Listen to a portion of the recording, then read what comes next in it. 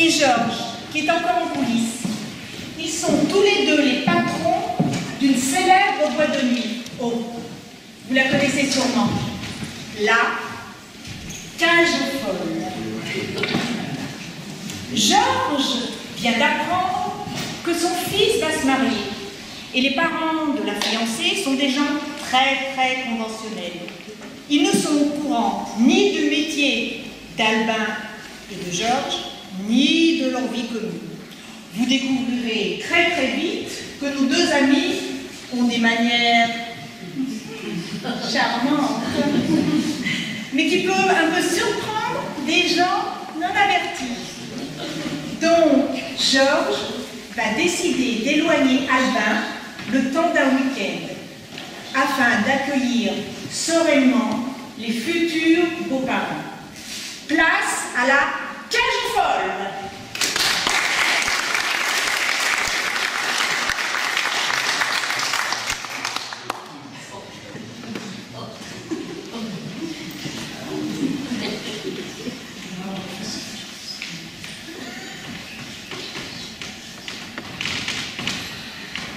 Bonjour, Trotti. Oh non, je t'en prie. C'est de m'appeler Trotti. Mais je suis toujours appelé Trotti. Oui, mais il y a un âge plafond pour appeler les gens Trotti. Eh ben, je vais t'appeler Pépé maintenant. Oh, mais entre Pépé et Trotti, on doit bien trouver un juste milieu, non? Dis donc, au fait, tu m'avais pas dit que Laurent rentrait. Ben si, je te l'ai dit. Je te l'ai dit la semaine dernière. Menteur. Bah si. Mais seulement tu ne m'écoutes pas quand je te parle. Tu lis le journal à table, tu lis Psychologie Magazine en permanence. Oui, mais la vérité, c'est que tu ne supportes pas partager ton fils. Oh. Mais de là à me gommer parce que Laurent arrive. Oh, mais je ne cherche pas à te gommer.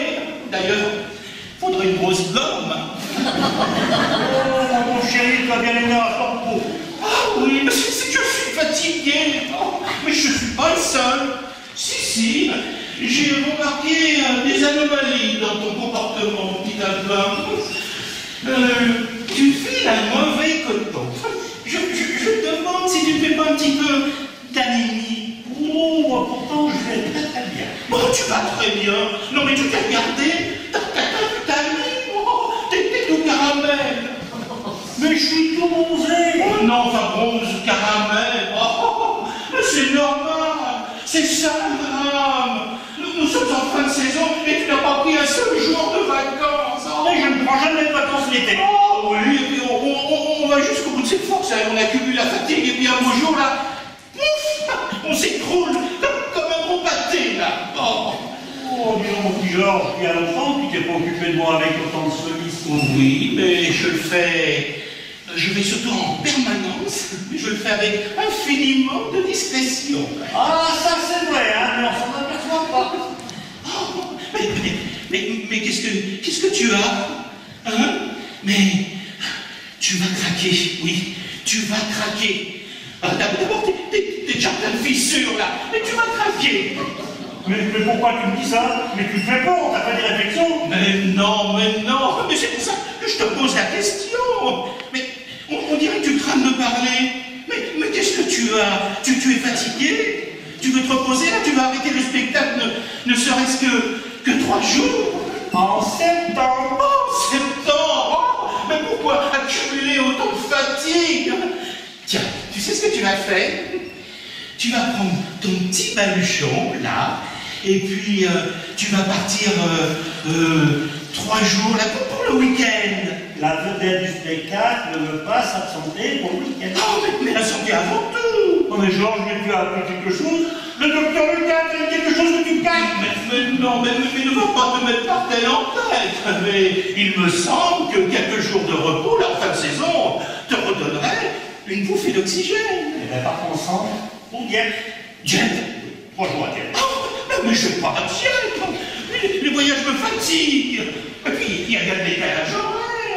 Et puis, on ne peut pas laisser tomber la boîte de nuit tous les deux en même temps, non?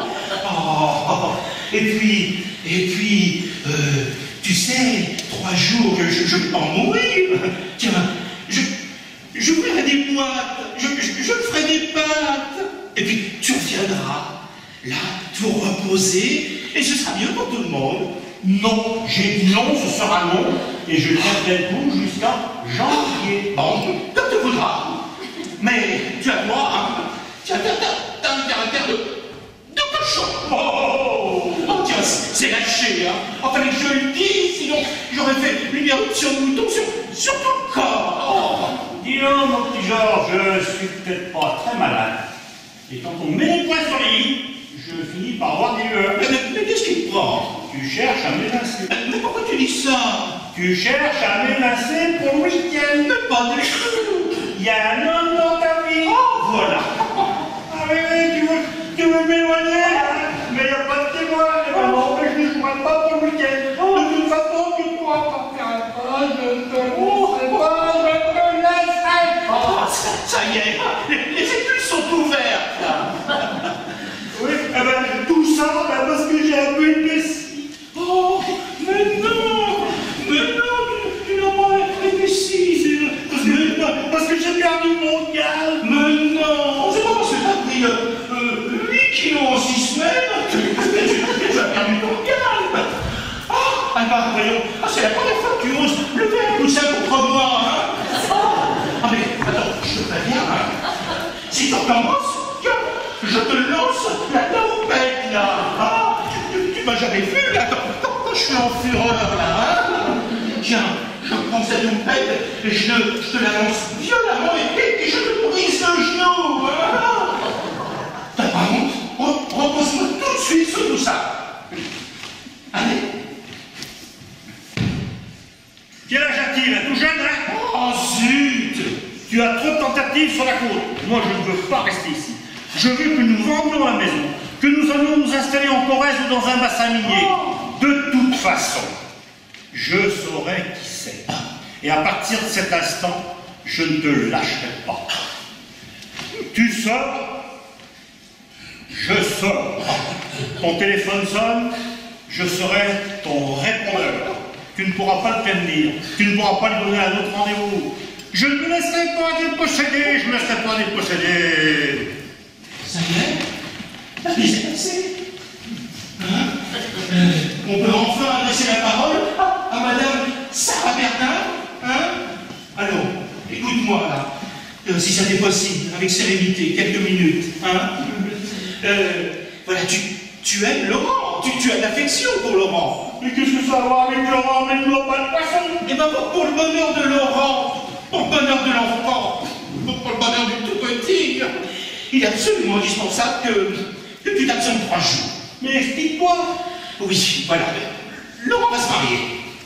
Oh, Laurent va se marier, mon petit homme, mais tu m'annonces ça comme ça? Oh, je n'allais pas t'envoyer un faire-part, non? Mais c'est un malheur, il est trop jeune, il va gâcher sa vie.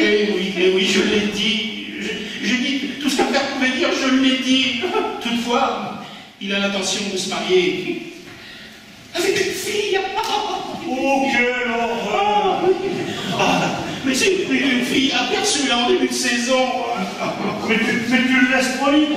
Ah oui, enfin, en fait et certain, c'est que les éventuels futurs beaux-parents débarquent dans cette maison à la fin de la semaine. Et ils ne sont pas, paraît-il, d'une largeur d'esprit panoramique. Il est donc important qu'ils aient de cette maison une impression irréprochable. Ils nous feront tout pour, Georges, ils nous feront tout pour. Oui, c'est pour ça, et il serait peut-être souhaitable que tu ne sois pas là quand ils viendront. Et nous aurions ainsi beaucoup plus de chance, toi absent. Je ne sais pas si je me fais bien comprendre. Non, mais tu réalises ce que tu me demandes? Mais oui, tout à fait. Tu me rejettes, hein? Tu m'exiles comme un lépreux, hein? Alors que notre fils se marie. Notre fils, oh. Non mais, et puis quoi encore? Tu veux pas le prix d'aller? Oh, alors qu'on y est, non? Oh, mais tu me répudies, hein? Moi qui ai passé des nuits entières à veiller sans ça m'arrive. Même c'était une variole. Oui, Non. ça m'arrive. Oui. Oh. Oui, je sais bien, Stéphane m'a dit que c'était pas une variole, c'était autre chose, une varicelle, mais le docteur Lequin m'a dit que c'était aussi contagieux. Oh, ça y est, voilà, c'est reparti, oh. Oui, tout ça parce que je suis un monstre, qu'on ne puisse pas me montrer. Oh, mais non, tu n'es pas un monstre, mon petit alpin. Cependant... Quoi? Bah, tu as des manières. Mais quelle manière? Des manières charmantes, certes, mais des manières qui pourraient surprendre des personnes non avisées. Tu peux parler, toi, hein? Pourquoi? Tu t'es vu? Des manières qui pourraient surprendre des gens non avertis. Oh, oui, seulement moi, chez moi, ça passe pour de la distinction. Ça fait très britannique. Tandis que chez toi, ça fait très louche. Oh yes, my lord. Je te parie que je donne mieux le change que toi. Si tu avais épousé une femme qui boit, tu ne la présentais pas pour ta bonne. Eh oui, mais dans un foyer, hein, eh bien, il vaut mieux une femme qui boit, alcoolique, plutôt qu'une folle tordue. Mon cher ami, il fallait vous apercevoir de ça plus tôt et tac. Bon, en tout cas, je te le préviens, hein, je te préviens. Si jamais il loupe son mariage, Laurent, je te préviens, tu vois ces petits points-là, eh ben, ils sont prêts à partir. Mais t'as vu comme tu me regardes? Mais c'est une dégueulasse. Mais en quoi veux-tu que je te présente à eux, hein? En oncle? Peut-être? Non. Si tu tiens à t'incruster ici, moi je te verrai plus en majordome, en précepteur, enfin en valet d'écurie, voilà. Oui, tu veux me reléguer à l'office, hein? Tu veux me reléguer à l'office, hein? Ah, tu veux jouer les oncles gâteaux, hein? Eh ben tu vas voir, il va falloir qu'ils se virilisent, les oncles gâteaux, hein? Il va falloir qu'ils apprennent à prendre leurs biscottes comme des mâles, à beurrer leurs tartines comme des baroudeurs et à boire leur thé comme des camionneurs, hein? Ah! D'abord, pour commencer, on se tient droit. Allez! Pas comme une chachaca. Allez, tiens-toi droit. Oh, allez, mon petit poids! Je vais t'apprendre, moi. Je vais apprendre, moi, à avoir les fesses sur du satin, sur du coton, là. Comme une poule de luxe. Hein? Allez, d'abord, tiens, prends cette biscotte. Allez. Mais c'est pas de me blesser à la tête, là, pour toucher l'assurance vie, hein?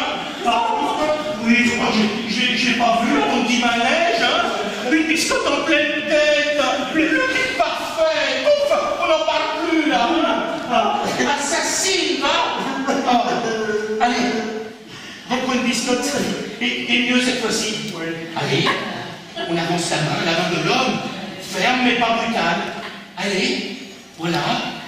Tartine ta biscotte maintenant, avec cette cuillère. Allez, la main de l'homme. Mais pas comme ça, la cuillère. Mais c'est pour une clochette.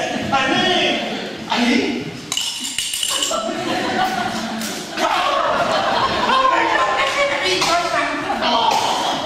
Oh, mais oui, mais arrête de chouiner, là.